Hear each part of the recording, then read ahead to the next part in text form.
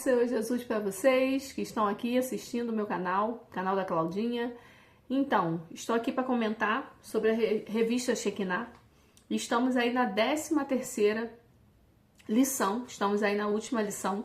Essa última lição tem o tema A Viagem de Paulo, né, a Roma.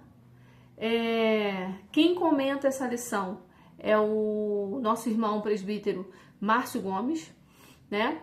E nós vamos ler aqui o texto áureo, né? O texto áureo diz assim: quando foi decidido que devíamos navegar para a Itália, entregaram Paulo e alguns outros presos a um centurião chamado Júlio, do batalhão imperial. Isso aqui está em Atos dos Apóstolos, capítulo 27, versículo 1. A verdade prática, em meio aos ventos contrários e às adversidades, podemos confiar em Deus e na sua palavra. Estamos aí indo para o final, né, desse trimestre. Nós nesse trimestre estudamos sobre Atos dos Apóstolos, vimos os discípulos, né, ali vivendo uma novidade de vida, vivendo ali sobre o poder do Espírito Santo. Nós vimos a ação do Espírito Santo através ali da vida dos apóstolos. Nós vimos aí a conversão de Paulo. Nós vimos as 3 viagens missionárias, né, de Paulo. E agora, né, chegando aí, findando esta lição, a gente vê aí a viagem de Paulo a Roma, quando Paulo é preso, né? E ele pede aí para falar aí com César. Ele vai até Roma. O objetivo geral dessa lição é apresentar que Deus, independentemente das situações adversas, guarda os seus servos até o fim de sua jornada. Os objetivos específicos sempre são 3, né? Tem aqui discorrer sobre os primeiros desafios da viagem de Paulo a Roma, destacar a paz de Deus em meio às dificuldades e enfatizar a grandeza dos propósitos de Deus. Nós vamos ver nessa lição que Paulo faz uma viagem, né, a Roma. Não é uma viagem missionária, porém, o Espírito Santo de Deus usa Paulo numa missão, né? A gente vai ver aí que Paulo, com essa experiência de várias viagens, né, que ele fez aí essas 3 viagens missionárias, ele tem uma experiência no mar, né? Ele não é um especialista do mar, mas por ele ter vivido essas viagens, ele acaba criando uma experiência. E depois de 2 anos que ele fica ali preso, né, em Cesareia, isso aí está no capítulo 24 de Atos dos Apóstolos, ele decide aí recorrer a César, né? E aí ele é enviado a Roma, né, como preso, né, com outros presos vai fazer essa viagem. Dentro desse navio tem alguém que está detido junto com Paulo e é amigo de Paulo, né? O comentarista aqui destacou que é Aristarco. E o interessante é que Deus, por mais que a gente esteja numa situação injusta, numa situação de adversidade, Deus sempre separa alguém, prepara alguém para cuidar de nós. Deus sempre cuida de nós, né? E dentro desse barco, né, desse navio, vamos dizer assim, tinha um homem chamado Júlio, né? E ele sempre tratou Paulo aí, o comentarista deixa claro aqui, com amabilidade, né, com humanidade. E aí a gente vai ver que durante essa viagem Paulo observa, né, não só Paulo, mas os outros homens também, que há um perigo em questão ao clima, né? E Paulo dá uma advertência, né? Ele fala ali com aqueles homens sobre o perigo de seguir a viagem, né? E parece que eles não dão ouvido, né? Parece não, é notório, eles não dão ouvido. O capitão prefere ali dar mais ouvido, né, a aqueles outros homens que estão ali guiando o barco, enfim, né? A gente sabe que acontece aí, né? O vento começa a crescer, mas eles não quiseram escutar Paulo, né? Paulo advertiu a todos os tripulantes que a viagem seria trabalhosa, com danos não só materiais, né? Mas teriam danos também em relação até à própria vida. Mas eles não dão ouvido, né? O centurião possuía mais confiança no piloto e no mestre do que nas palavras de Paulo, obviamente, né? Esses homens aí, né? Quem é Paulo? Mas Paulo tinha uma experiência, né? Por ele ter feito muitas viagens, ele tinha experiência ali no mar. Lembrando que essa região que eles estão ali, né? O mar Mediterrâneo, tá bom? E nesse tempo também eles estão ali migrando ali do outono para o inverno, né? Tá chegando o inverno. Então, o inverno ali também tem os seus perigos, né? O mar ali oferece alguns perigos que Paulo também já conhecia, aqueles homens também, né? Mas, enfim, eles não escutam, né? E acontece que vem um vento muito forte. A própria Bíblia, ela relata, ela fala sobre esse vento, que é o Euroaquilão, né? E esse vento, ele vem do Nordeste, né? Podemos dizer assim, ele vem do Nordeste e sopra sobre o mar Mediterrâneo. E esse vento, ele é tão forte que ele é comparado a um furacão, né? Ele é comparado a um furacão. E a gente percebe que realmente, né, esse vento, ele trouxe muito, né, muito prejuízo naquela embarcação. Alguns acharam até que iriam morrer. E o comentarista, ele pesquisa aqui, né, ele nos traz uma fonte falando que essa ilha, a ilha de Malta, ela passou em 2019 por um vento muito parecido, né, onde choveu peixes, né, nas ruas, para você ver a força que foi o vento ali sobre aquele mar, né? Então a gente vê aí que a primeira coisa que começa a acontecer aí nessa viagem, né, esse perigo aí do vento, do clima, mas a gente vê a mão de Deus o tempo inteiro sobre a nossa vida, né? A gente precisa, a gente aprende aí que sempre é necessário a gente ouvir, né? A gente ouvir a voz de Deus, a voz de alguém que está sendo usado por Deus, né? E seguir, né, o conselho, para que a gente depois não viva aí grandes tempestades, né? Então aí chega no tópico 2, vai falar do cuidado de Deus em meio à tormenta, né? O que acontece aí?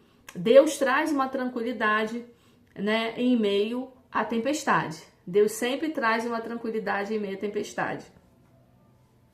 Aí o comentarista vem trazendo que a tempestade continuava a assolá-los, que não podiam diferenciar dias de noite. Eles viveram vários dias sem ver a luz do dia. Esse clima, ele foi tão pesado que eles viveram dias e dias de 24 horas, mas sem saber quando era dia e quando era noite. A tempestade tão forte que foi, esse clima tão pesado que foi, né? A ponto aí deles não saberem se era dia, se era noite, né? Aí tem uma fala aqui do comentarista que diz assim: saliento que o capitão e o mestre já possuíam experiências de navegação. Entretanto, todos estavam temerosos, de tal forma que já não havia esperança de salvamento.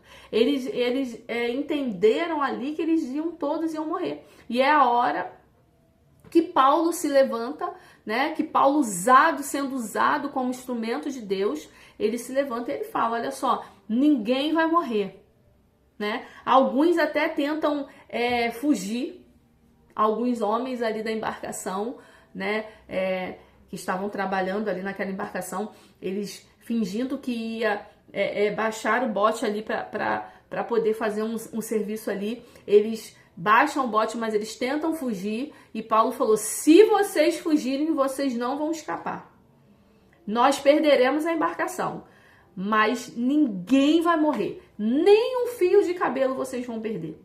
Então a gente precisa ter essa confiança em Deus. E realmente vai chegar um momento aí que o navio, né, ele vai naufragar, ele vai chegar num momento ali que ele vai ficar ali encalhado, né, e aquele vento, aquelas ondas vão ficar batendo naquele navio, realmente o navio vai começar a se quebrar e eles vão ter que sair a ponto do centurião, alguns ali responsáveis, né, com medo dos presos fugirem, eles decidem matar os presos, mas aquele centurião que eu falei, né, que tratava Paulo com muita humanidade, né, com muita amabilidade, ele pensando em Paulo, ele fala, não vamos matar, ninguém vai fugir. E eles chegam ali, eles encalham ali, o barco encalha ali na ilha de Malta, né? E eles dão a ordem ali, quem soubesse nadar, que fosse nadando, os que não soubessem nadar, que fossem ali segurando nos destroços do navio. E eu aprendo muito com essa fala, né? Dessa pessoa ali, dessa passagem bíblica, eu aprendo que mesmo que o navio naufrague, né? É necessário o náufrago para te salvar, né? Porque se aquele navio não fosse destroçado, como aqueles homens sairiam dali, aqueles que não sabiam nadar? Iam se segurar onde? Então, quando aquele navio começa a se quebrar, se seu navio está se quebrando, é para que você possa sair dessa situação segurando no destroço, né? Então, Deus está sempre cuidando, está sempre enviando um meio, o meio dele trabalhar. Quem somos nós para questionar, na verdade? Mas se não fosse os destroços daquele navio, alguns não se salvariam. E todos se salvaram. Todos chegaram ali na ilha de Malta, né? E aí o que acontece? Chegando ali na ilha de Malta, eles são recebidos, né, pelos nativos daquele lugar, muito bem recebidos. E até hoje, irmãos, isso é uma característica dos malteses, eu acho que é assim que fala, né? Os malteses, se eu não me engano, eu acho que é assim.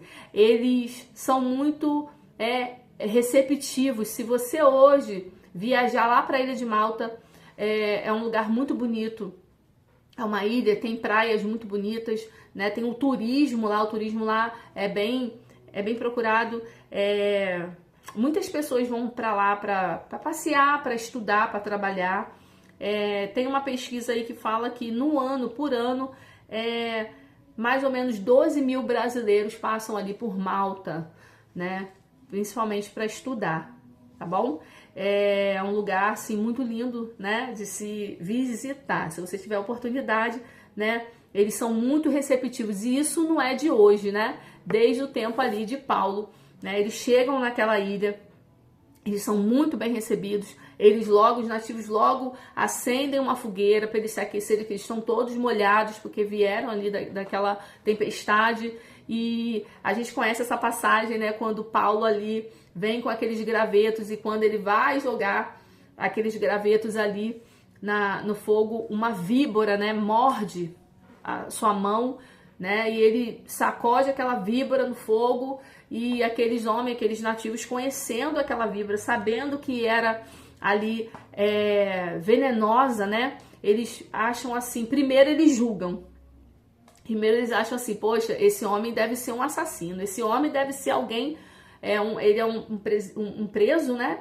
Ele tá preso, ele tá aqui como um preso, um presidiário, ele deve ser muito mal, porque ele escapou da morte lá da tempestade, mas agora está se fazendo justiça, ele vai morrer. E passa-se horas, e eles esperando que Paulo inchasse, que Paulo ficasse ali intoxicado, ou que morresse envenenado com o veneno daquela víbora, e Paulo não morre. Né? Eles até começam a confundir Paulo até mesmo com Deus, né? Porque só um Deus para não morrer diante daquele veneno. Mas essa é a prova de que quando Deus está conosco, Ele nos livra de qualquer mal, né? Até do veneno de uma víbora. Então, Paulo chega ali naquela ilha, né? E Paulo acaba também fazendo até missão. Paulo começa a pregar a palavra e tem um homem ali que se eu não me engano, eu não sei se se é o pai dele, tá passando mal, né? É o pai, né? Não está bem. E Paulo, né, é solicitado, Paulo ora por aquele homem e aquele homem é curado.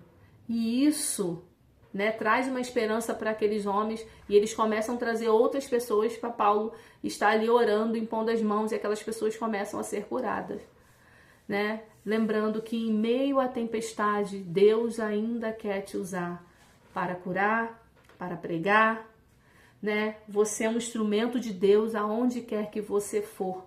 Você é um instrumento de Deus mesmo diante da tempestade, mesmo diante do euroaquilão, você é um instrumento de Deus.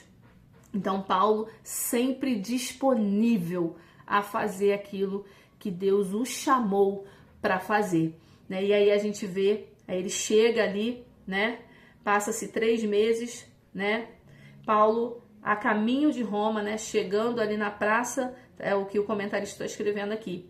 Paulo a caminho de Roma, chegando na praça de Ápio e a 3 vendas, sente-se animado, revendo seus amigos que vieram ao seu encontro. Paulo chega em Roma, encontra com seus amigos, né? Ali, e eles ali conversaram, né? Paulo, ele consegue ficar, ele ainda é um preso, né? Ele consegue ficar preso ali, mas em casa, né? Tem uma guarda lá com ele, né? No domicílio, ele fica preso ali a domicílio, ele fica no domicílio dele, né? E aí Paulo ali, né? Vai para falar ali com César, para ter com César. E nessa prisão de Paulo em Roma é onde ele escreve suas cartas, né? Escreve as cartas aos Filipenses, aos Efésios, se eu não me engano também aos Colossenses, tá? E a carta ao seu amigo lá, Filemon, né? São as cartas da prisão, as epístolas da prisão. É o momento que Paulo escreve aí essa carta. Lembrando que naquela embarcação, né? Haviam ali, a Bíblia relata isso lá no capítulo 27, versículo 37, que haviam 276 pessoas naquela embarcação e nenhuma delas morreu, nenhuma delas se perdeu. E a gente engrandece o nome do Senhor por isso. Então, Deus, Ele é um Deus de milagre. Deus é um Deus que Ele não nos abandona. Basta a gente estar disponível para a sua obra, basta a gente estar disponível a ser um instrumento de Deus. Mesmo que nos custe uma mordida de víbora, mas fique sabendo que você não vai morrer por causa da mordida da víbora.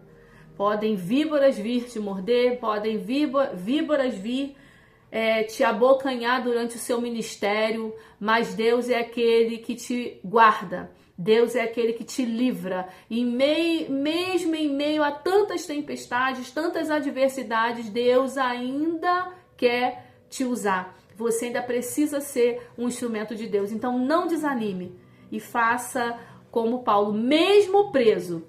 Ele sempre falava, mesmo preso, ele é livre. Nós somos livres, para a honra e glória do nome de Jesus.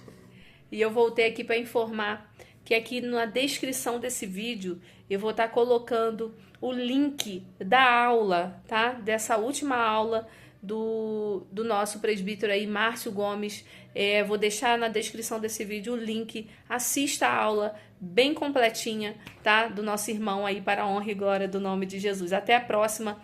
Continue aí curtindo, compartilhando, né? Faça aí, compartilhe o que é bom, né? Compartilhe a palavra de Deus, compartilhe aquilo que é bom, aquilo que tem exaltado e enaltecido o nome do Senhor. Tantas pessoas compartilham tantas coisas ruins, mais coisas que não agradam a Deus, mas compartilhe a palavra de Deus para a honra e glória do nome de Jesus.